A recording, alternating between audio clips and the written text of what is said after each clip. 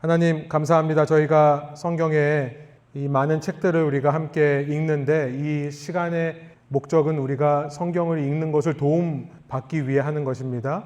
성경이 어떤 책인지를 알고 읽으면 또 그 내용이 더 잘 이해가 되고 그 내용 가운데 하나님께서 말씀하고자 하는 내용이 무엇인지를 저희가 더 빨리 캐치할 수 있기 때문에 이 시간을 하는 겁니다. 주님, 이것이 그냥 지식이 쌓아져가는 기회로 사용되는 것이 아니라 오히려 주님의 말씀을 더 사모하여 읽게 되고 주님의 말씀을 더 이해하고 내 삶에 적용시키는 데 도움이 될 수 있는 귀한 시간 될 수 있도록 인도하여 주옵소서.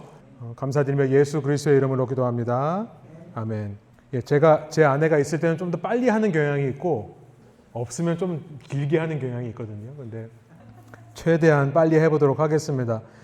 여러분 교재에 제가 나누어 드린 거에 이제 시대별 예언서 분류를 한번 보시면 42페이지로 가 보시면 소예언서 첫 번째 호세아라고 하는 것으로 시작한다고 해 있는데 제가 말씀드렸습니다만 여기는 지금 이제 유대인 성경 순이에요. 우리 성경 순과 똑같습니다. 유대인 성경의 소선지서 순서와 우리 성경 순서가 똑같아요. 그래서 그 순서로 가기 때문에 시대별로 정리되어 있지는 않습니다만 제가 색깔별로 주황색으로 하이라이트 되어 있으면 이것은 주전 8세기죠. 700년도니까 8세기죠. 주전 8세기가 주황색, 노란색이 7세기, 그다음에 초록색이 6세기, 파란색이 5세기 이렇게 시대별로 31페이지에 정리가 되어 있어요. 31페이지에 보면 이제 색깔별로 이렇게 분류가 되어 있고요. 저희는 43페이지로 가서 그러면 성경에서 소선지서 중에 처음으로 등장한 책이 호세아인데 호세아는 색깔을 보면 이건 8세기 중반 700년대구나.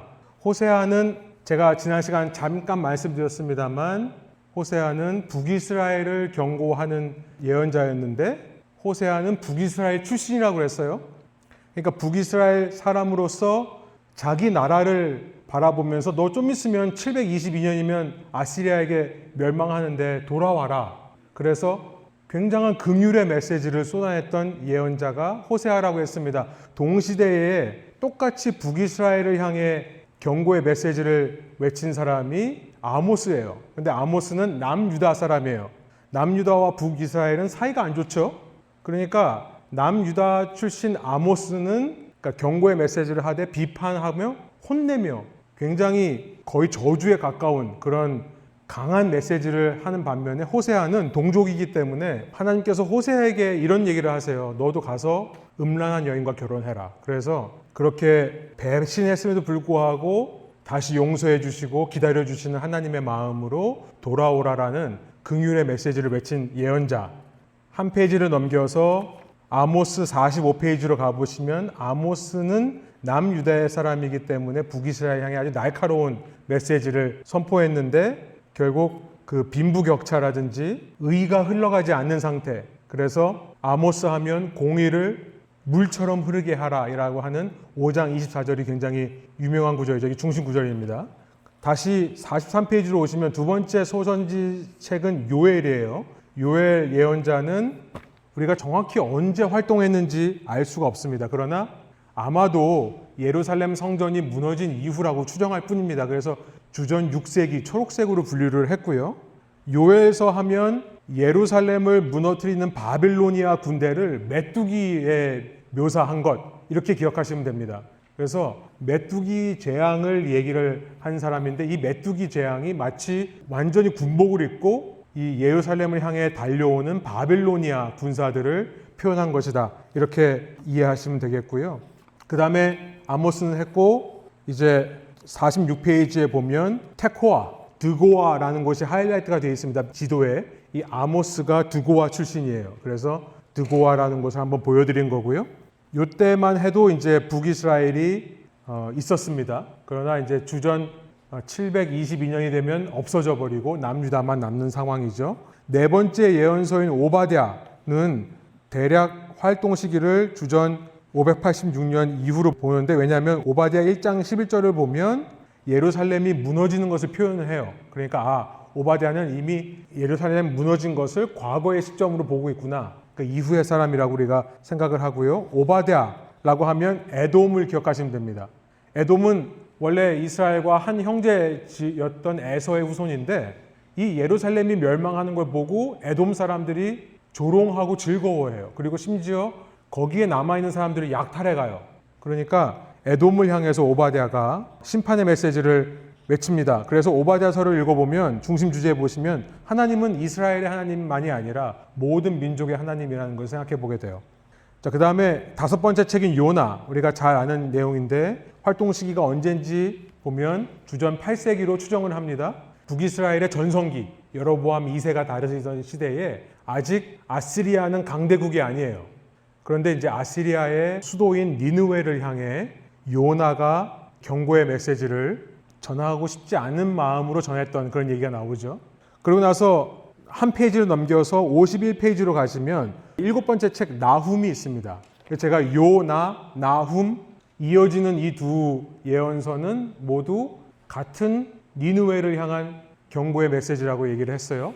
나훔은 훨씬 더 후대에 주전 7세기 북이스라엘이 멸망한 이후에 이제 강대국이 된 아시리아, 요나는 강대국이 되기 전에 아시리아, 나훔은 아주 강대국이어서 최전성기를 누릴 그때에 이 니느웨를 향한 경고의 메시지를 한 사람이 나훔입니다. 하나님은 가만 보면 이스라엘도 마찬가지고 아시리아도 마찬가지고 최강국일 때, 최강대국일 때 심판의 메시지를 전하세요. 그때야말로 인간이 교만이 하늘을 찌르는 순간이죠. 그래서 하나님께서는 이렇게 전성기 때 특별히 활동하게 하신다, 예언자들을. 여섯 번째 책 미가로 돌아오면 마이카는 주전 8세기로 이사야, 호세아와 동시대 사람이라고 보시면 되고요. 이제 하나님 백성에게 의가 요구된다라고 하는 메시지를 선포했습니다. 51페이지 넘어가셔서 아까 50페이지였군요. 하박국은 주전 7세기에 이제부터는 이제 북이스라엘에 대한 예언이 끊기고 다 남유다만, 북이스라엘이 이미 없어졌거든요.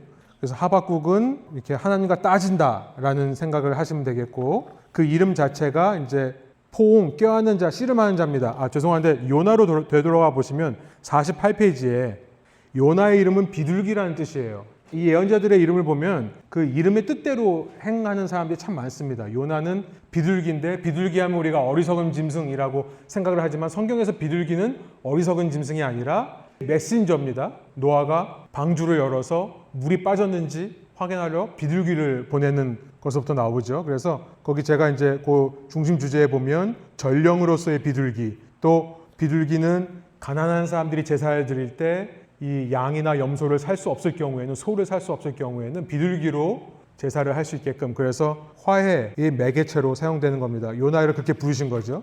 하박국은 다시 51페이지로 오시면 그 이름의 뜻이 embrace, 껴안는다는 말도 있지만 wrestler예요. 씨름하는 사람이라는 뜻도 있습니다. 그래서 하박국은 하나님과 씨름한 사람이다. 첫 번째 장부터 하나님 어떻게 그럴 수 있습니까? 라고 하는 의문으로 시작하다가 신뢰로 끝나고, 그래서 그렇게 의문했던 사람이 결국은 뭘 외치냐면 의인은 오직 믿음만으로 산다. 여러분, 그 C.S. 루이스라고 아주 유명한 철학가라고 할 수 있는 기독교 사상가가 있죠. 이 C.S. 루이스가 원래 하나님이 없다라고 믿던 사람이었죠. 그런데 J.R.R. 톨키엔이라는 사람을 만나서 이 반지의 제왕 시리즈를 쓴 사람이죠. 그 사람과 함께 이야기를 하다가 이제 하나님에 대해 생각하게 되고 회심했어요. 사실 C.S. 루이스하고 J.R.R. 톨키엔은 정말 가까운 사이입니다. 그런데 톨키엔은 원래부터 믿었던 사람이고, 근데 C.S. 루이스가 보면 훨씬 더 이 논리적으로나 체계적으로 기독교 사상을 변증하는 일을 했거든요. 그러니까 의심을 많이 한 사람일수록 더 잘 믿게 된다라고 하는 걸 볼 수가 있어요. 그래서 하박국도 결국 그 얘기를 합니다. 내가 그렇게 질문했지만 결국 의인은 믿음으로 사는 것이구나. 그 다음에 이제 스바냐, 주전 7세기에 마찬가지로 남유다를 향해 활동했던 예언자고, 숨는 것처럼 보이는, 그래서 스바냐, 숨는다, 비슷한 말이니까, 이게 비슷하게 들리니까 스바냐라는 말은 숨는다라는 뜻이에요. 그래서 하나님께서 숨어 계신 것처럼 보이는 상황, 그러나 사실은 하나님께서 당신의 백성을 숨기시는 분이시다, 보호하시는 분이시다. 이제 학계로 넘어오면요, 학계, 스가랴는 이제 포로 귀환 이후에 활동했던 예언자들입니다. 제가 지난 시간에 다 말씀드렸어요. 대강 이 연대에 대해서 말씀을 드렸는데 학계와 스가랴는 거의 같이 활동한 것으로 성경에 나옵니다. 주전 520년경에 이 1차 귀환했던 스룹바벨에 의해서 1차 포로 귀환했던 사람들이 성전을 짓다가 이제 포기를 해버립니다. 그때 이제 학개와 스가랴가 와서 다시 한번 하나님 말씀을 외치면서 너희들 왜 이러고 있느냐? 이러면 되겠냐? 이런 얘기를 해서 성전 건축을 완성시키는 일을 하고요. 이제 말라기가 맨 마지막인데 주전 5세기 약 주전 460년으로 봅니다. 말라기라는 말은 my messenger란 뜻이에요. 그래서 이 말라기에서는 마지막에 메신저를 기다리라. 이렇게 포로 귀환하고서도 계속해서 이스라엘 백성들은 11조를 안 해요. 계속해서 착취하고 억압하는 일을 합니다. 그래서 이제 말라기가 그런 것들을 경고하면서 이제는 정말 사람이 스스로 할 수 있는 일은 없고 이제 주님께서 엘리야를 보내셔서 주님께서 하실 일만 남았다라고 하면서 이제 구약이 끝나게 되는 거죠. 그래서 그 메신저가 이제 우리가 지금 읽고 있는 마태복음의 세례 요한으로 묘사되고 세례 요한이 증거하는 예수 그리스도입니다. 자, 이렇게 소선지절을 끝나면 말씀드렸습니다만 히브리어 성경은 히브리 말로 성경을 타나크라고 해요. 타나크라고 하는데 이제 토라. 그 다음에 두 번째 책은 네빔이라고 하는 예언서. 그래서 예언서에 이제 우리가 여호수아, 사사기, 사무엘, 열왕기, 그 다음에 이사야, 예레미야, 에스겔, 소선지서 12권 이렇게 총 8권의 책이 들어갔고요. 여기까지 끝나면 이제는 케투빔이라고 하는 아마 좀 생소하실 텐데 케투빔이라고 하는 세 번째 파트로 넘어갑니다. 유대인 성경에 가장 늦게 확정됐다라고 보는 견해가 있는데요. 왜냐하면 예를 들어서 시편 같은 경우에 150개를 모으는 시간이 걸렸어요. 그러니까 예수님께서 마태복음 22장에서 37절부터 40절 율법의 핵심은 이거다라고 하면서 하나님을 사랑하고 네 이웃을 내 몸같이 사랑하라. 이것이 율법과 예언서의 강령이니라. 핵심이니라 이렇게 말씀하시는데 그때 율법 예언서가 토라와 네빔이에요. 근데 왜 케투빔을 얘기 안 하시냐? 그래서 어떤 학자들은 이때 아직 케투빔이 논의 중에 있었다. 아직 그래서 율법과 예언서만이 하나님의 성경이었고 케투빔은 논의 중이었다라고 보시는 분들이 있는데 그렇지 않습니다. 예수님께서 시편을 인용을 하시고요. 예수님께서 다니엘서를 인용을 하시고요. 그러니까 이미 케투빔은 성경으로 사람들이 생각했던 거예요. 다만 유대인들이 타나크를 부를 때 그냥 율법과 예언서라고 불렀던 거예요. 케투빔이 없었던 게 아닙니다. 어쨌든 간에 케투빔이라고 하는 것을 이제 우리가 살펴보는데 거기 57페이지에 보시면 토라는 대략 정경으로 400년 전에 확정이 되고 네빔은 200년 전, 케투빔은 이제 정경으로 확정된 시기가 언젠지는 정확히 모르겠습니다만 예루살렘 성전이 무너진 주후 70년 이전으로 봅니다. 보통. 그러나 밑에 써 있죠. 이것은 그때 가서 이 39권을 정한 게 아니라 이미 39권으로 유대인들이 읽던 것을 컨펌한 겁니다. 우리가 잠니아 회의라고 하는 주후 90년에 열린 여기서 구약 성경이 39권으로 확정됐다라는 얘기를 하는데 사실 그렇지 않아요. 이미 39권으로 읽고 있었고 하도 에스더에 왜 하나님이라는 단어가 안 나오는데 왜 에스더가 성경이냐? 아까 아모스 얘기를 했습니다만 아모스는 저렇게 날카롭게 정죄하는데 이게 어떻게 하나님의 말씀이냐? 사실 아모스, 에스더 논란이 많았던 책들이거든요. 그러니까 이제 그냥 그때 90년에 가서 더 이상 논의하지 말자 이거 가지고 39권 맞다라고 땅땅땅 찍은 건데 그 전에 이미 하나님의 말씀으로 읽고 있었습니다. 케투빔은 총 4개의 부분으로 되어 있는데 첫 번째가 시가서예요. 혹은 지혜문학이라고 알고 있는 시편, 잠언, 욥기가 여기 들어갑니다. 그래서 이건 사이드 노트인데요. 여러분 그 열왕기서를 읽다 보면 열왕기서에 이제 다윗이 하나님에게 죄를 지은 사건이 나타나요. 뭐냐면 그 다윗이 인구조사를 하잖아요. 죄송합니다. 사무엘 하예요. 사무엘 하에서 이제 마지막 몇 장인 것 같은데 기억이 안 나요. 하여튼 거기서 다윗이 인구조사를 해가지고 하나님께서 이제 3가지 중에 하나 재앙을 골라라. 근데 사무엘서에는 이제 하나님이 다윗을 충동함으로 이렇게 돼 있어요. 하나님이 다윗을 하여금 충동질 시켜가지고 인구조사를 하게 했다 돼 있고 똑같은 기록을 역대기는 보시면 알겠습니다만 케투빔의 맨 마지막 책이에요. 역대기는 뭐라고 말하냐면 사탄이 다윗을 충동해서 이렇게 말을 해요. 그걸 똑같은 걸 가지고 이렇게 다르게 얘기하냐? 제가 설명을 드린 적이 있습니다만 사무엘서는 예언서예요. 그러니까 훨씬 더 고대 문헌입니다. 고대에는 사람들이 아직 신학적으로 사탄이라는 개념을 정립하지 못했어요. 그런데 성경에서 사탄이라고 제일 먼저 나오는 책이 뭐냐? 살펴보면은 욥기예요. 욥기가 원래는 케투빔의 형성이 된 거예요. 그러니까 후대에 가서야 사람들 생각에 하나님이 직접 바로의 마음을 강박하게 하는 게 아니고, 하나님이 직접 다윗을 충동질한 게 아니고 하나님이 사탄이라는 존재를 통해서 그렇게 하신다라고 하는 신학이 정립이 된 거죠. 그래서 욥기에서 처음으로 이 사탄이라는 단어가 등장하면서 악의 유래에 대해서 생각해 보게 됩니다. 이게 지혜 문학이에요. 그리고 역대기는 욥기 이후에 쓰여진 거라고 보기 때문에 이미 사탄이라는 개념이 있기 때문에, 그렇죠? 그 사건을 하나님이 충동질을 했다고 생각하지 않고 이것을 사탄이 충동질을 했다라고 바꿔 쓰는 겁니다. 순서를 보면 이해가 되시죠? 그렇게 시편, 잠언, 욥기가 다 지혜를 말하는 지혜 문학 시가서로 분류가 되고, 두 번째가 메길로트라고 하는 스크롤인데요. 이게 이제 아가, 룻기, 에가, 전도서, 에스더라고 하는 5개의 두루마리예요. 그리고 나서 묵시서라고 하는 다니엘 혹은 예언서라고 분류하는데 다니엘서가 있고, 역사서가 이제 에스라, 느헤미야, 역대기가 있습니다. 자, 이제 여기까지 질문 있으신 분 있으세요? 제가 지금 말씀드린 게 뭔지 모르겠다고 하셔도 괜찮습니다. 질문 없으시면 시편으로 들어가 보도록 하죠. 시편, 텔리힘이라고 하는 이 말은요, 그리스 말로는 프살모스라고 하는데 여기서 이제 싸움이라는 말이 나왔습니다. 찬양이라는 뜻이고 노래라는 뜻이에요. 성경에서 가장 긴 책이죠. 그리고 이제 우리가 성경 읽기 하겠습니다만 성경에서 가장 긴 장이 있는 책이에요. 그렇죠? 제가 그 119편을 이제 나누느라고 머리를 꽤 썼는데요. 한 번에 다 못 읽어요. 너무 많아서. 총 5개의 책으로 구성되어 있습니다. 그러니까 유대인들에게 이 5개라는 숫자는 하나님의 법, 하나님의 말씀이라는 상징적인 숫자예요. 그러니까 우리가 지금 마태복음을 읽고 있습니다만 사실 마태복음도 총 5개의 부분으로 이루어져 있거든요. 그러니까 이렇게 5개의 부분으로 한다. 이것은 하나님의 말씀이고 하나님의 법이고 하나님의 지혜라는 상징적인 의미가 있어요. 그래서 시편도 5개의 북으로 사람들이 모은 겁니다. 150개를. 첫 번째 북은 거의 대부분 다윗의 노래로 되어 있어요.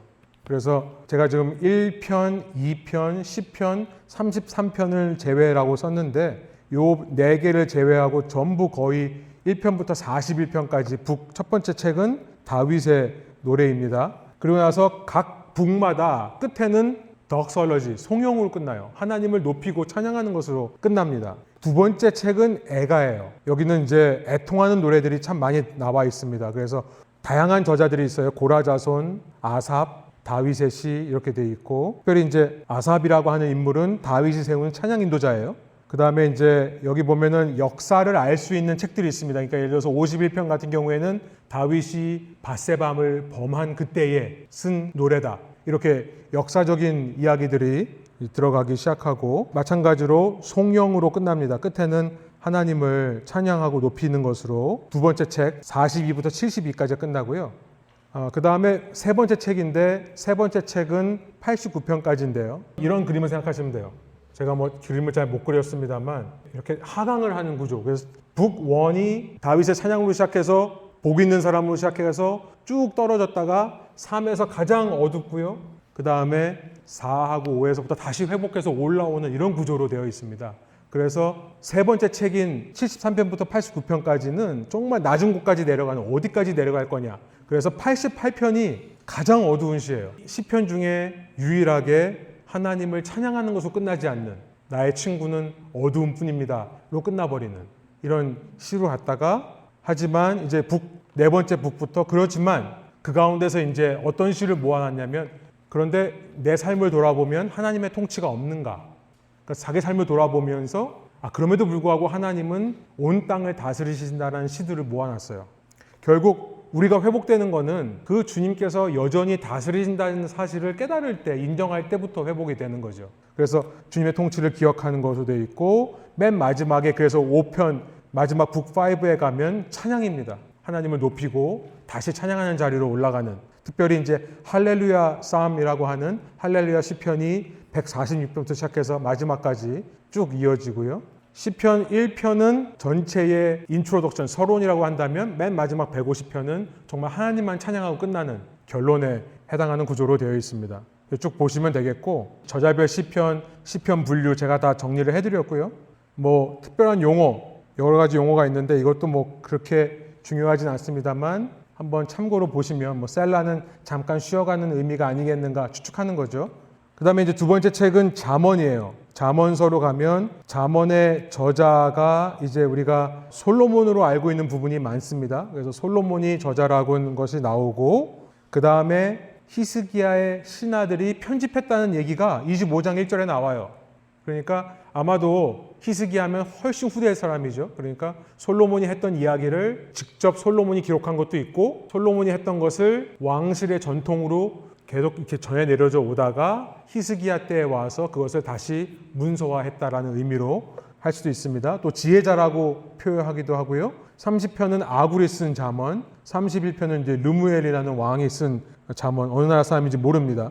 어쨌든 이런 잠언들이 있고요. 지혜는 하나님을 경외한다는 것이 이것이 지혜의 정의고 기록 목적은 그 지혜를 가르쳐서 사람들로 하여금 풍성한 삶을 살 수 있게끔 하는 것이 이 기록 목적이라는 것을 알게 됩니다. 그러나 저는 잠언에서 정말 중요한 게 뭐냐면 두 번째 중심 주제예요. 61페이지에 보시면 그런데 잠언서가 정말 중요한 이유는 그 지혜라고 하는 것이 어떤 객관적인 원리가 아니라 마치 사람인 것처럼 표현을 해요. 인격화를 시킵니다. 그래서 personified wisdom, 인격화된 지혜에 대해 얘기해요. 바로 예수 그리스도죠. 하나님의 지혜가 지혜라는 말을 그리스 말로 옮겨오면 이제 로고스라는 말이 될 텐데 뭐 소피아라는 말도 있습니다만 성경에서는 로고스라고 하나님의 말씀이라고 예수님이 표현을 하는데 하나님의 지혜, 원리, 어떤 로고스가 인격화된 말씀이 육신이 된 게 예수 그리스도인 것처럼 이 지혜가 사람이 됩니다. 그래서 정말 지혜로운 사람은 어떤 사람이냐? 지혜를 지식적으로 많이 아는 사람이 아니라 지식과 인격적인 교류가 일어나는 사람이다. 이제 이런 얘기를 하는 거죠. 그 다음 책은 욥기고요. 욥기는 저희가 이미 했습니다. 기억하시죠? 그런데 프린트가 잘못된 게 있어가지고 제가 다시 여기다 넣었어요. 62페이지, 63페이지 이미 했던 거지만 욥기의 주제는 보시면 신의론이라고 하는 건데 악의 존재가 하나님의 선하심과 모순되지 않는다. 이 땅에 악이 있고 사탄이 있는데 그렇다고 해서 하나님이 선하시지 않는 하나님인 것은 아니다. 이렇게. 그 다음에 고난의 이유 알 수 없다는 거예요. 결국 욥을 와가지고 새 친구들이 아무리 너 이거 잘못한 거 아니냐 생각해봐라 한들 소용없다는 겁니다. 고난의 이유는 하나님만 아세요. 이거는 주권적인 영역입니다. 그러니까 하나님의 주권을 인정하냐 안 하냐의 문제지 이 고난이라는 것은 내가 왜 고난을 당하고 이 땅에 왜 악이 있고 이 땅에 왜 사탄이 있고 이런 생각을 하기 시작하다 보면 이제 곁길로 가게 되는 거죠. 그러니까 많은 사람들이 기독교를 받아들이지 않는 이유 중에 하나가 만약에 그렇게 선한 하나님이 계시다면 왜 그 하나님께서 자연재해를 허락하시고 왜 테러리스트들이 폭파하는 걸 허락하시냐. 이제 이 질문 때문에 많은 사람들이 신앙을 떠나는데요.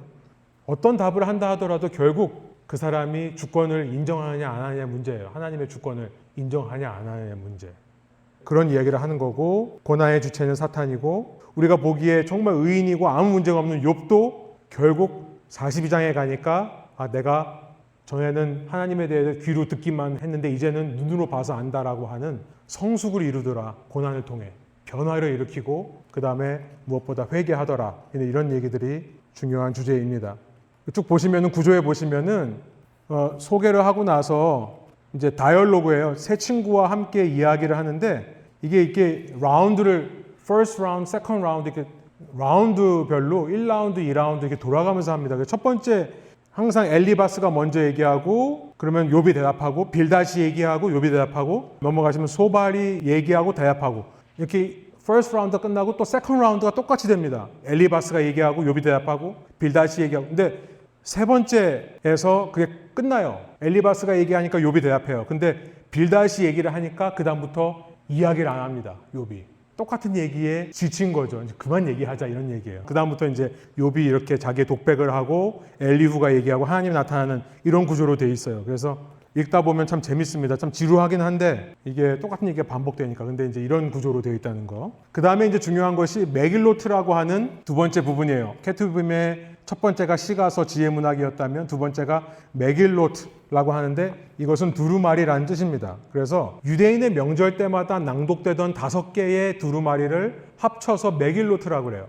그 순서대로 이렇게 되어 있습니다. 아가서, 룻기, 에가, 전도서, 에스더. 근데 왜 이런 순서로 되어 있냐면 유대인의 명절 순서기 때문에 그래요.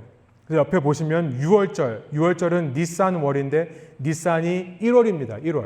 1월에 아가서를 읽어요. 그러니까 아가서 밑에 잠깐 보시면 알겠습니다만 Song of Songs라는 것은 연인 관계를 이야기하는 노래죠. 노래하는 그런 책이죠. 그래서 하나님과 이스라엘 백성이 마치 연인과 같이 유대인에게 있어서 가장 중요한 절기가 6월절이거든요. 이것이 하나님께서 이스라엘을 당신의 아내로 맞아주신 사건이라고 생각을 해요. 언약을 지키셨기 때문에. 그리고 이제 열왕기서도 그렇지만 다른 명절은 하나도 안 지키는데 6월절 지킨 거는 꼭 나와 있습니다.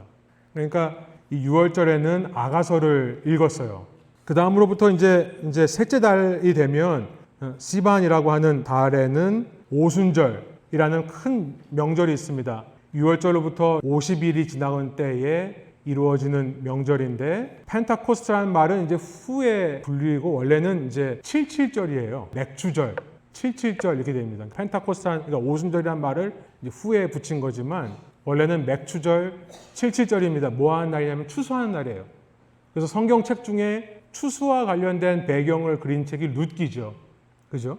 룻이 보아스에게 은혜를 입는 결정적인 사건이 어디서 일어납니까? 추수하는 타작마당에서 일어나는 거죠. 그래서 일부러 추수 때에 맞춰서 룻기를 읽습니다. 그 다음에 세 번째 명절은 성경에 나와 있지 않은 아브 9일이라고 되어 있는데 아브월 9일, 9th of Ab라고 되어 있는데 이거는 이제 다섯째 달이에요. 이 아브라고 하는 달이 다섯째 달인데 우리 달력으로는 7, 8월입니다. 근데 이때 이제 유대인들은 첫 번째 성전이 무너진 날이라고 생각을 해요. 그리고 두 번째 성전도 같은 날에 무너졌다고 생각합니다. 제가 이따 다시 한번 말씀드릴 텐데 성전이 무너진 날, 그래서 성경에는 없는 명절인데 자기네들이 만들어낸 거예요. 그래서 아브월 9일에는 애가를 읽습니다. 그렇죠? 애가 자체가 바빌로니아에 의해 멸망할 예루살렘을 노래한 거기 때문에 이때 애가를 읽어요. 그 다음에 장막절이라고 하는 이제 유대인의 3대 절기가 6월절, 오순절, 장막절인데 장막절은 유대인의 달력으로 7월입니다. 일곱째 달, 티실이라고 하는 달인데 이때는 이제 전도서를 읽어요. 이건 이따 왜 그런지 이따가 좀 말씀드리고 장막절은 이제 텐트를 치는 거죠. 텐트를 치고 템포러리 생활을 합니다. 그러니까 템포러리 상황, 이거를 잘 전하는 것이 전도서라고 생각을 하는 거예요. 인생의 덧없음, 인생의 일시적임 이런 것들을 얘기하기 때문에 전도서를 읽습니다. 그 다음에 마지막으로 이제 불임절이라고 하는 아다르월은 마지막 월이에요. 12월이에요. 그런데 이제 이때 새로운 명절이 생겼어요. 그 이야기를 에스더가 소개합니다. 그래서 에스더 책을 이제 불임절에 읽는 거죠.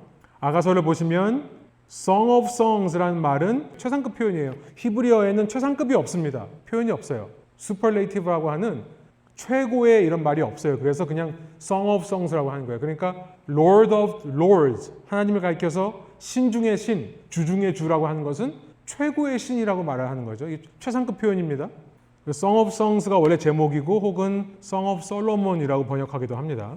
1장 1절에 이제 솔로몬의 노래라고 하기 때문에요. 그래서 하나님과 이스라엘 관계가 혼인하는 두 연인 부부와의 같다. 그래서 주 구조를 보시면 이 연인들이 서로 찾고 갈망하다가 3장부터 이제 꿈 이야기가 돼서 맨 마지막에 아가서 8장이 마침내 두 사람이 만나서 혼인하는 것을 노래하며 끝납니다.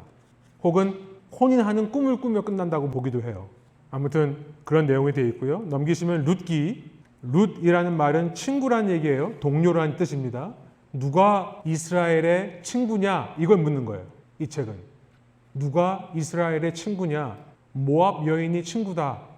보면 이방인을 환대하도록 원래 하나님께서 이스라엘에게 명령하셨습니다. 고아와 과부를 섬기고 나그네들을 돌아보라고 말씀하셨잖아요. 근데 이 이스라엘이 그렇게 하지를 않는 거예요.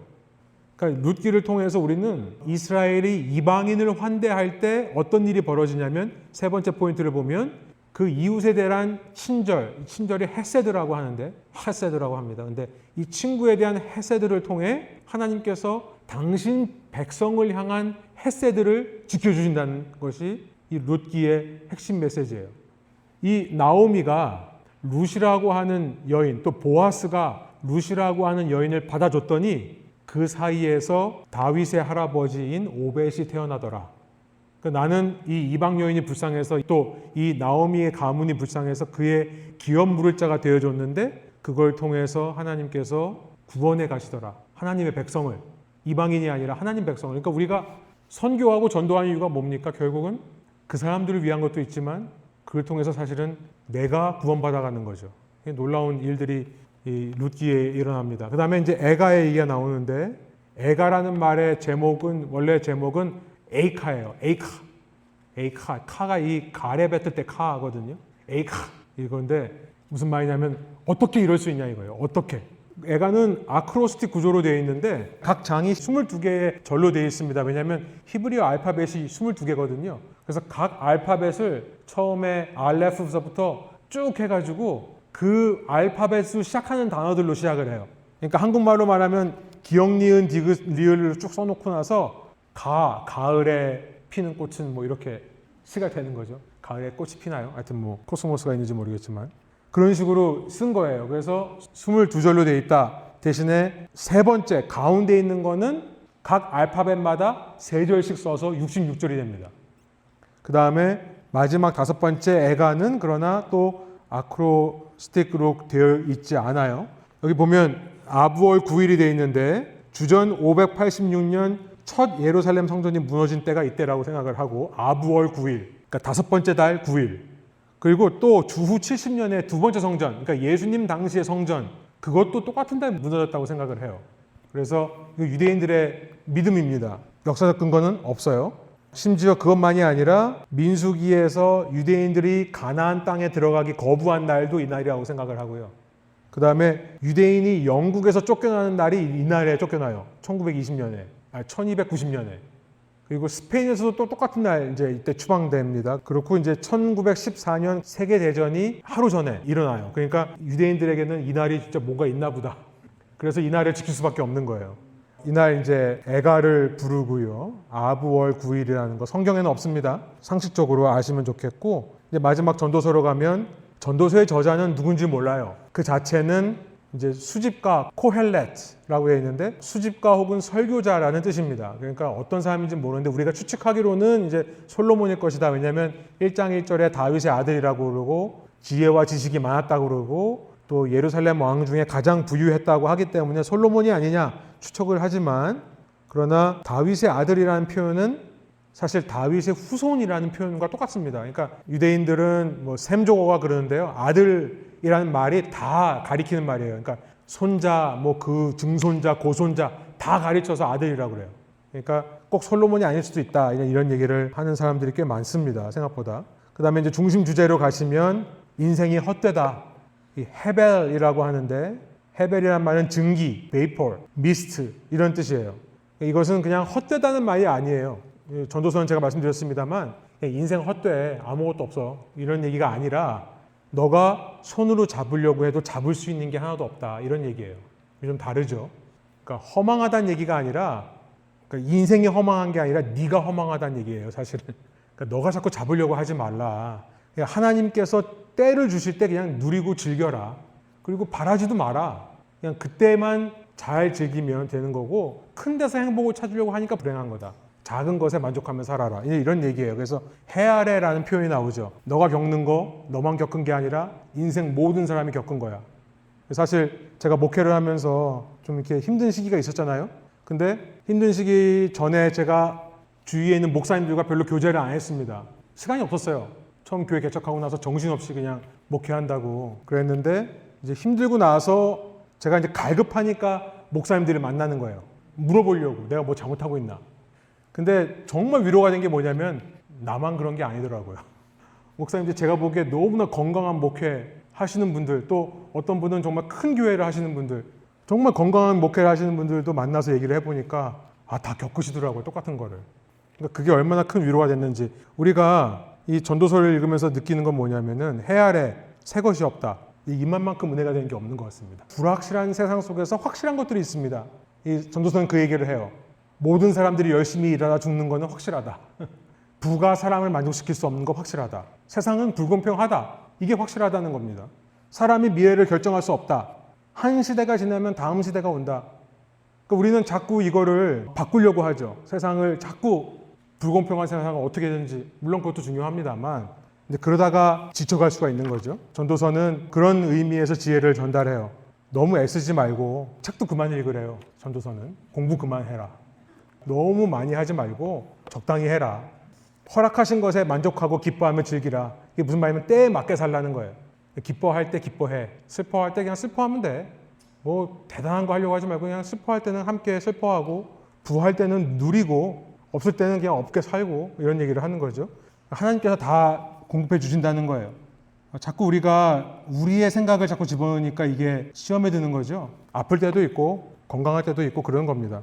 그 다음에 이제 하나님을 경외하라. 중요한 것은 하나님을 경외하고 밑에 보시면 이제 장막처럼 텐트를 치고 사는데 광야 생활을 떠올리면서 삶의 일시적인 것, 템포러리한 것을 생각하기 때문에 이 전도서가 잘 맞는 주제라고 생각해서 유대인들이 이렇게 읽습니다. 그래서 쭉 아웃라인을 보시고 마지막 에스더서는 하나님이라는 단어가 한 번도 안 나오지만 그러나 하나님께서 인도하신다는 것이 분명하게 드러나 있습니다. 그 다음에 불임절이 그 유래가 되어 있고요. 뒤편에 보시면 제가 여러분이 역사적으로 이해하시기 쉬우라고 에스더 시대의 페르시아 왕국 지도가 있습니다. 수사라고 하는 페르시아의 수도에서 일어난 일이에요.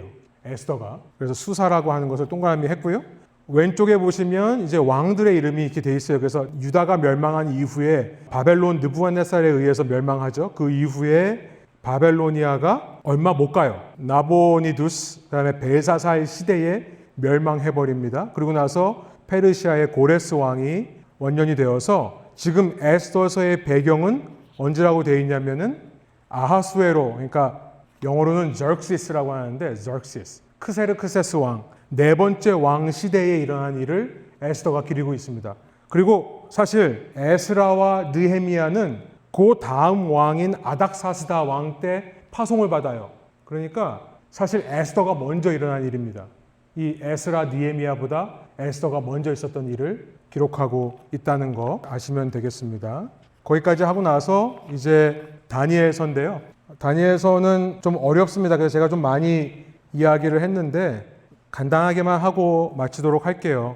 우선은 다니엘이 포로로 잡혀간 시기가 이제 책에 보면은 여호야김 왕 3년째라고 되어 있습니다. 다시 69페이지로 가보시면 여호야김이 609년부터 다스렸거든요. 그러니까 3년째 되는 해는 605년이라고 계산을 합니다.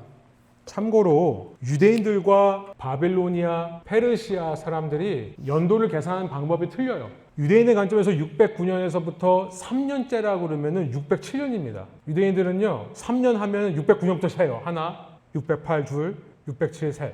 근데 바벨로니아에서 609년이라고 해서 3년째라고 하면은 606년 혹은 605년이 돼요. 그러니까 이제 얘를 빼고 그 다음부터 1년 지나면 1년, 그 다음 또 1년 지나면 1년 이렇게 되기 때문에 그렇습니다. 역사 기록이 다니엘은 바빌로니아 기록을 따라가기 때문에 그렇죠. 그런 차이가 있다는 걸 생각해 보시면 좋겠고, 많은 학자들이 그래서 다니엘서 1장 1절에서 말하는 여호야김 3년째라고 하는 것을 605년으로 생각을 합니다. 그 다음에 언급된 마지막 해는 다니엘서 10장 1절에 보면 고레스 왕 3년째, 그러니까 고레스 왕이 539년에 통치를 시작했기 때문에 3년째면은 536년이 되는 거예요. 다니엘은 이방 땅에 있었기 때문에 이방인 방식으로 수를 셉니다. 뭐 참고로 알아주시면 되겠고, 혹시 뭐 물어보시는 분들이 있으면 궁금하실까봐. 그 다음에 이제 중요한 것은 예언서냐 묵시서냐라는 것인데, 예언서는 네빔으로 분류를 했죠. 이미 앞서서. 근데 다니엘은 네빔에 들어가지를 않고 케투빔에 들어온 이유는 뭐냐면 후대의 이야기를 다루는 것도 이유가 있을 수 있지만 그 내용 자체가 묵시문학이기 때문에 그렇습니다. 아포칼립틱 리터처라고 하는 건데, 실제로 세 번째 블렛에 보시면 실제로 주전 2세기부터 주후 2세기까지 유대인 사회에서 아주 유행했던 문학 기법이에요. 그때 당시에는 정말 무슨 소설책처럼, 소설의 어떤 장르가 생겨나는 것처럼, 지금 뭐 사이파이 소설처럼 그때 당시에 사이파이 소설이에요. 현실에서는 일어날 수 없는 희한한 일들을 기록한 게 묵시문학입니다. 왜 그러냐면 현실 상황이 너무나 절망적이기 때문에 그래요. 현실을 아무리 봐도 현실에서는 소망이 될 만한 것이 안 보이기 때문에 아예 초현실적인 이미지를 씁니다. 그게 묵시문학의 특징이거든요. 유대인들이 가장 어려운 시기, 그렇게 바벨로니아에게서 포로 생활을 하고 나오면 페르시아, 그리스 왕국을 거쳐서 로마 시대가 되어서 좀 괜찮아질 줄 알았는데 웬걸, 페르시아보다 더 강한 그리스의 지배를 받고 그리스보다 더 강한 로마의 지배를 받습니다. 그러니까 점점 더 삶이 어려워진다는 것을 알기 때문에 그때부터 이제 묵시문학들이 터져나오기 시작하는 거죠. 그래서 이 다니엘은 묵시문학적인 성격을 갖고 있기 때문에 묵시서로 분류를 하고 이제 케투빔에 해놨습니다. 우리 성경으로는 예언서에 포함돼서 이사야, 예레미야, 에가, 에스겔 다음에 다니엘서까지 이거를 예언서로 보죠. 묵시서인데요. 신기한 게 뭐냐면 역사적 사실이 너무나 정확하게 나와요. 특히 그리스의 안티오코스 4세, 뭐 이따가 시간 되면 얘기하겠습니다만 안티오코스 4세에 대한 기록이 너무나 정확하게 나와요. 그래서 많은 사람들이 주전 2세기에 쓰여진 책으로 봅니다. 다니엘서를요. 그러니까 여러분이 어떤 뭐 다른 목사님들이나 뭐 다른 신학자들이 다니엘서는 주전 2세기에 쓰여진 겁니다. 주전 7세기가 될 수 없습니다. 605년이 아닙니다라고 얘기하시는 분들이 있다면 그냥 그런가 보다 하시면 돼요. 그런 분들이 꽤 많거든요. 그러나 저는 다니엘서는 7세기에서 6세기에 쓰여진 책이고 이 다니엘서로부터 묵시문학이라는 것이 나오기 시작했다라고 믿습니다. 거꾸로 다니엘서가 당시 유행하던 묵시문학을 따라간 게 아니라 이 다니엘서로부터 사람들이 묵시문학이라는 것을 만들어내기 시작했다라고 저는 생각을 해요. 뭐 그 이유에 대해서는 시간 없으니까 제가 다 설명을 못 드립니다만 개인적으로 여러분이 궁금하시면 물어보시면 제가 답을 해드리도록 하겠습니다. 뭐 중심 주제는 이 땅의 역사의 주관자 되신 하나님, 세상 왕국들은 흥망성쇠하지만 제한된 시간 동안만 활동하더라. 세상 왕국이 영원하지 않더라. 그러나 하나님께서 인자를 통해 그 다니엘서 2장에서 말씀하시는 뜨인 돌인데요. 다니엘서 2장 44절이 이 다니엘서의 핵심이라고 할 수 있습니다. 이 왕들의 시대에 하늘의 하나님이 한 나라를 세우실 터인데 그 나라는 영원히 망하지 않을 것이며 다른 백성에게 넘어가지 않을 것입니다. 그 나라가 도리어 모든 나라를 쳐서 멸망시키고 영원히 설 겁니다. 다니엘서가 로마 왕국까지 예언을 하거든요. 근데 로마 왕국 시대에 이제 하나님께서 한 나라를 세우시는데 이 나라가 영원할 거다. 그러니까 결국 다니엘은 이렇게 흥망성쇠하는 세상의 왕국들 속에서 하나님의 나라가 예수 그리스도에 의해 세워질 것을 예언한 책이 되는 거죠. 여러분 다니엘서 아람어로 쓰인 부분이 있다는 거 아셨어요? 성경이 다 히브리어로 쓰여 있는데 특별히 이제 다니엘서가 많이 나옵니다만 2장 4절 후반절부터 7장 마지막까지가 완전히 아람어로 써 있어요. 물론 뭐 에스라나 이런 책에 왕에게 보내는 편지, 에스라 때에 사람들이 이 이스라엘 백성을 왕에게 고발하는 편지 이런 게 아람어로 쓰여 있습니다. 그 다음에 뭐 신약 시대에 주님께서 아바 아버지라고 했을 때 아바라는 단어 뭐죠? 그 다음에 십자가에서 엘리 아바 사박다니 이게 다 아람어예요. 근데 중간중간에 뭐 달리다쿠미 그죠? 죽은 소녀 일어나라고 하는 이런 말이 다 아람어인데 아예 성경 전체가 2장부터 7장까지 완전히 아람어로 쓰여 있는 책은 다니엘서밖에 없어요. 이 아람어라고 하는 것은 바빌로니아 페르시아 시대의 공용어입니다. 그러니까 저는 만약에 주전 2세기에 쓰여졌다면 아람어로 쓸 이유가 없어요. 그죠? 근데 이게 이때 당시에 바빌로니아와 페르시아가 전 최고를 할 때 그때 세계 공용어가 아람어였기 때문에 아람어로 그 왕궁에서 있었던 일들을 쓴 겁니다. 근데 그 아람어가 쓰여진 부분만 보면은 이 키아스틱 스트럭처라고 하는 교차 대구법으로 이루어져 있어요. 이거 유대인들의 아주 유명한 표현법이거든요. 그러니까 A와 A 프라임이 매칭이 되고 B와 B 프라임이 매칭이 되고 C와 C 프라임이 매칭이 돼서 2장과 7장이 똑같은 얘기를 하는 겁니다. 그래서 제가 몇 주 전에 설교할 때 다니엘서 2장에 나오는 이 네 왕국의 환상이 7장에 나오는 네 짐승의 환상과 똑같은 얘기를 하는 겁니다. 제가 이거를 성경 공부 시간에 말씀드리겠습니다라고 했었는데 그 얘기예요. 똑같은 얘기를 하는 겁니다. 그리고 나서 그 안에 보면 3장에는 다니엘이 풀무불에서 구원받는 게 나오고 죄송합니다. 다니엘과 친구들이 풀무불에서 구원받는 게 나오고 6장에 가면 다니엘이 사자굴에서 구원받는 게 나오죠. 그 안에는 하나 더 들어가면 다니엘서 4장과 5장은 느부갓네살이 심판을 받고 벨사살이 심판을 받는 내용으로 되어 있어요. 그러니까 이게 이런 구조로 되어 있다. 그래서 하여튼 포인트는 뭐냐면 2장의 환상이나 7장의 환상이 뭐냐면 로마 왕국 때에 예수께서 나타나실 거다 이 얘기를 하는 겁니다. 구조를 보시면 이제 구조는 일부러 다른 구조를 썼는데 1장부터 6장까지는 왕실의 이야기로 보는 경우도 있어요. 왕실에서 일하는 이야기. 그 다음에 이제 7장부터는 환상이 나옵니다. 그래서 이제 이게 묵시문학이 되는 거거든요. 그래서 7장부터 12장까지는 묵시문학으로 되어 있고 제가 이제 각 환상에 대한 설명을 써드렸습니다. 여러분이 읽어보실 때 좀 도움이 되시면 좋겠는데 8장의 숫양과 숫염소에 대해서는 여러분 75페이지에 가보시면 제가 다시 한번 여기다가 써놨어요. 다니엘 8장의 숫양과 숫염소의 환상은 이렇게 이해하시고 해석하시면 됩니다. 자, 이제 73페이지로 넘어가 보시면 팔레스타인을 점령했던 왕국들의 왕 이름을 제가 정리를 한 건데요. 바벨론이 그렇게 벨사살 나보니두스 때 끝나버리고 고레스가 왕이 되었다가 얼마 못 가죠. 330년에 페르시아도 그리스에게 굴복하게 돼요. 다니엘이 지금 이 이야기를 하고 있는 겁니다. 그리고 그리스에 보시면 그리스의 알렉산더가 맨 마지막 알렉산더 대왕이 나와 있는데 이제 74페이지로 가보시면 1분 남았으니까 끝낼게요. 금방 하고 페르시아 왕국의 연도가 539년부터 주전 331년 혹은 330년까지로 봅니다. 그러나서 알렉산더 대왕이 나타나서 그 밑에 지도를 보시면 알렉산더가 이만큼을 정복을 해요. 제가 말씀드렸습니다만 이건 이 알렉산더가 한 일이 아니라 이미 페르시아가 이 정도의 땅을 가지고 있었고요. 그 전에 이미 바빌로니아가 이 정도 땅을 갖고 있었고요. 그 전에 이미 아시리아가 시작한 겁니다. 아시리아 제국부터 시작한 거예요. 그래서 한 나라를 무너뜨리니까 그 나라가 가지고 있던 소유를 다 얻게 돼요. 이게 전쟁하는 이유죠. 전쟁을 이래서 하는 겁니다. 전쟁은 남이 이렇게 놓은 거를 공짜로 얻는 가장 도둑질하는 것이 사실은 전쟁인 거죠. 아무튼 그래서 엄청나게 영토를 확장했습니다만 알렉산더의 정복전쟁 주전 332년부터 323년까지 단 11년 만에 알렉산더가 죽어요. 이거 얼마나 허망합니까? 그러고 나서 그 왕국이 총 4개의 왕국으로 분열되지만 카산드로스라고 하는 장군이 그리스 마케도니아, 원래 그리스가 시작한 곳을 차지를 하고요.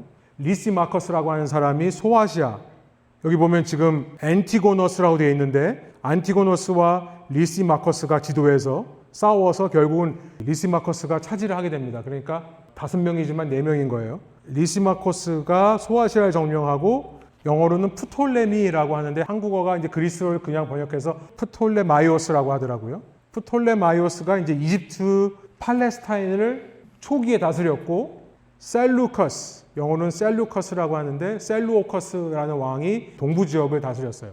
그러다가 다음 페이지 넘어가시면 셀루커스가 팔레스타인으로 진출해서 결국은 프톨레마이오스를 제압하고 팔레스타인 지역을 다스리는 왕으로 바뀌어요. 이 이야기가 다니엘서 11장의 이야기입니다. 11장. 한 남방왕이 북방왕과 싸운다. 이 북방왕이 셀루커스고 남방왕이 프톨레마이오스예요. 그래서 그 이야기가 쭉 나오는데요. 그래서 4번에 보시면 팔레스타인을 다스린 그리스의 두 왕조 이야기가 가로하고 쓰시면 다니엘서 10장, 11장에 나오는 이 내용들입니다. 그리고 나서 계속해서 이 다니엘서가 8장에서 또 11장에서 계속해서 한 셀루커스 왕조 중에 한 왕에 대해서 이제 경고를 한 것을 보이는데 그 표에 보시면 셀루코스 맨 마지막에 주전 175에서부터 163년에 다스린 안티오코스 4세라는 왕이 있는데 이 왕에게 집중하는 것으로 보여요. 이 안티오코스 4세 에피파네스라는 별명이 붙은 이 왕은요, 유대인의 역사에 아주 치명적인, 아주 씻을 수 없는 그 일을 하는데 뭐냐면 주전 167년에 남방 왕, 그러니까 프톨레마이오스, 이 이집트에 있는 프톨레마이오스와 싸우면서 자기 뜻대로 안 되자 돌아오면서 팔레스타인에다가 화풀이를 하는데요. 유대인의 성전에 들어가 가지고 돼지 피를 뿌립니다. 거기다가 그 유대인들은 돼지라고 하면 불결한 짐승이기 때문에 먹지도 않는데 그 피를 온 성전에다 뿌려가지고 성전을 더럽히고 거기다가 제우스의 신상을 세워요. 이게 안티오코스 4세가 한 일입니다. 그러니까 지금 다니엘서가 계속해서 그 왕을 집중해서 이렇게 얘기하는 것처럼 보여요. 그리고 그 안티오코스 4세 때문에 어떤 일이 일어나냐면 주전 164년, 그러니까 안티오코스가 164년에 죽었거든요. 164년 3년에 죽었거든요. 죄송합니다. 163년에 죽었어요. 근데 164년에 이제 유대인들이 마카비라고 하는 인물을 중심으로 혁명을 일으켜서 다시 유대인의 왕국을 세우자. 이 일을 왜 했냐면 이들의 마음은 예루살렘 성전을 다시 깨끗하게 하고 싶은 마음이었던 거예요. 성전 청소. 그래서 그때 164년에 왕조가 세워져서 약 100년 동안 주전 63년에 폼페이 장군, 그러니까 이제 로마의 장군이 와가지고 이 왕조를 무너뜨리기 전까지 마카비가 다스리는 하스모니안 왕조가 이어집니다. 그래서 다니엘서가 여기까지 쭉 이야기를 하는 거예요. 자, 여기까지만 하고요. 저희 다음 시간에 이제 신구약 중간기 역사를 살펴보고 나서 사복음서로 다음 시간에 들어가도록 하겠습니다. 여기까지 질문 있으세요? 예, 지금 이제 다니엘서에서 제가 이제 녹음 파일 때문에 말씀드리면 아마 다니엘서 5장을 말씀하시는 것 같은데 벨사살의 심판을 얘기하면서 느부갓네살 얘기가 나온다. 느부갓네살하고 벨사살 왕은 이렇게 많이 차이가 있는데 어떻게 된 거냐? 제가 알기로는 그 벨사살 왕에게 이야기를 하면서 벨사살 왕이 이제 다니엘에게 그 손가락에 나와서 쓴 글씨를 해석하게 하려고 하는 그 과정 속에서 벨사살의 어머니가 과거에 느부갓네살이라는 왕이 다니엘에게 꿈 해석을 받았습니다라고 이야기하는 장면이 나와요. 그게 아마 헷갈리신 것 같아요. 그래서 느부갓네살이 다시 등장하는 게 아니라 예전에 그런 일이 있었습니다라고 얘기를 하는 장면이거든요. 다니엘서 5장. 그 다음에 지금 이제 고레스에 의해서 보냄을 받았는데 또 느헤미야는 아닥사스다 때 파송을 받았다. 맞습니다. 그러니까 이제 첫 번째 고레스 왕 때가 1차 포로 귀환이에요. 고레스 왕의 원년이라고 하면 아까도 말씀드렸습니다만 고레스가 539년에 통치를 했는데 원년은 그 다음 해예요. 보통 유대인들은 이때를 원년이라고 하는데 538년 그 다음 해가 원년이거든요. 요때 1차 포로 귀환을 한 사람이 스룹바벨이라는 여호야긴의 후예입니다. 여호야긴 왕의 후예에게 고레스가 너 니네들 사람들 데리고 포로 귀환해라 라고 얘기했던 거예요. 그러고 나서 두 번째 에스라가 온 시점이 주전 458년일 거예요 아마. 이때 에스라와 느헤미야가 445년인데요 주전. 요때 에스라와 느헤미야를 파송했던 사람은 아닥사스다 왕입니다. 그러니까 그렇죠. 3번 보낸 거죠. 아닥사스다가 에스라를 한 번 보내고 그러고 나서 또 느헤미야가 술 맡은 관원이었는데 왕에게 가서 날 보내달라고 요청을 해가지고 느헤미야가 또 가게 되는 거죠. 그러니까 귀환이 총 3번에 걸쳐서 일어난 겁니다. 한 번이 아니라. 좋은 질문 감사드려요. 예, 더 없으시면 제가 기도하고 마칠까요? 질문 있으세요? 마지막? 예, 제가 기도하고 마치겠습니다. 하나님, 저희가 1시간 동안에 참 많은 얘기를 했습니다만 그러나 이 가운데서 다시 한번 확실한 것은 주님의 이 성경 말씀이 너무나도 역사적으로 정확하고 정말 틀림이 없고 정말 우리 인간의 세상을 너무나 정확하게 묘사하고 있다는 점입니다. 그래서 하나님의 말씀을 읽을 때 더 신나고 재미있을 수밖에 없습니다. 살아계신 하나님의 말씀이고 살아계신 하나님께서 우리에게 전달해 주시는 인생을 사는 지혜와 지식이 이 속에 다 담겨 있기 때문에 그렇습니다. 하나님, 우리의 이 지식을 통하여 우리가 성경을 읽을 때에 더욱더 생동감 있게 주님의 말씀이 우리 마음 가운데 와닿게 해주시고 그래서 주님의 말씀을 눈으로만 읽고 귀로만 듣는 사람이 아니라 삶의 행동으로 함께 실천하며 주님께 순종하며 이 땅에서 주님의 나라를 통치를 이루어가는 저희 모두 되게 하여 주옵소서. 감사드리며 예수 그리스도의 이름으로 기도합니다. 아멘. 감사합니다.